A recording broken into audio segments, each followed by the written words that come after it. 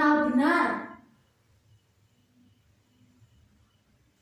Mungkin juga tidak.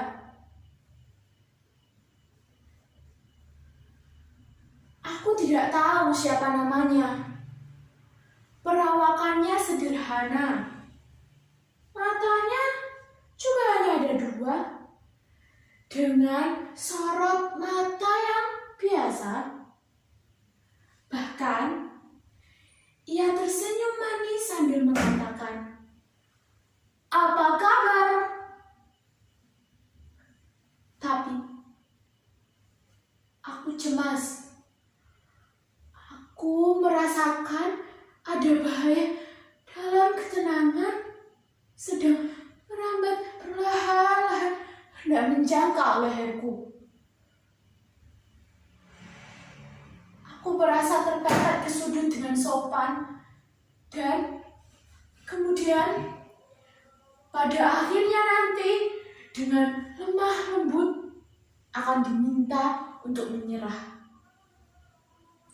Aku tidak siap untuk menyerah karena aku masih perlu untuk menunjukkan jika aku diberi kesempatan lebih lama, mungkin aku sanggup bekerja lebih baik, termasuk memperbaiki kekeliruan yang pernah aku lakukan di masa mudaku.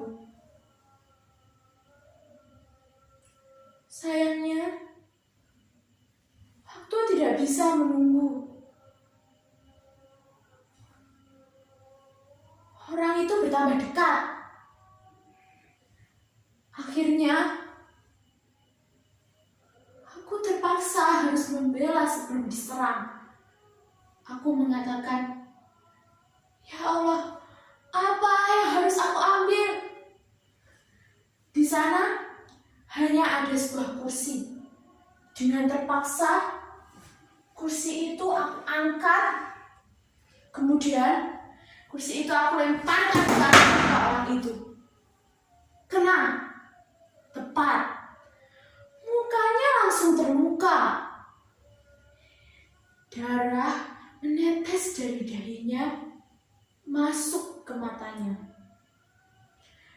Matanya terpejam. Darah tergelincir ke pipinya dengan air mata. Tetapi langkahnya tetap diayunkan menghampiriku. Aku jadi panik. Aku berteriak minta tolong. Panik, aku gapai telepon untuk menghubungi polisi. Tetapi ada orang bicara terus-menerus di dalam telepon. Dengan dongkol, telepon itu aku lemparkan ke arah muka orang itu. Hidungnya langsung terluka. Darah menetes dari hidungnya masuk ke mulutnya. Mulut itu kemudian bergerak lalu meludahkan dahak yang kental. Aku mundur merapat ke tembok. Dia mulai mendesak. Aku beringsut ke sudut. Sekarang aku coba menendang, memukul. Sesudah itu menggigit. Aku kalah. Aku tidak melihat apa-apa lagi. Orang itu semakin dekat. Baunya terasa. Tubuhnya menyentak aku di landanya. Tidak.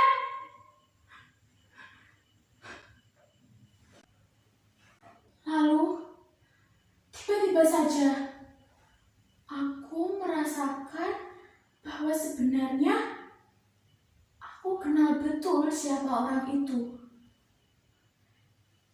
Tiba-tiba saja, aku teringat akan masa mudaku. Lalu, aku yakin bahwa orang itu adalah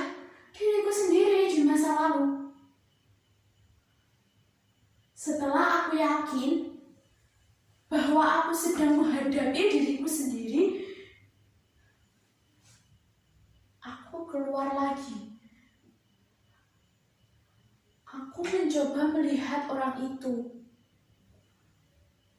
Ternyata dia sudah pergi.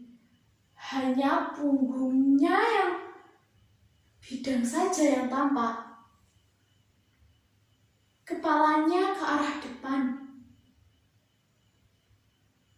Aku tidak bisa lagi melihat matanya yang polos,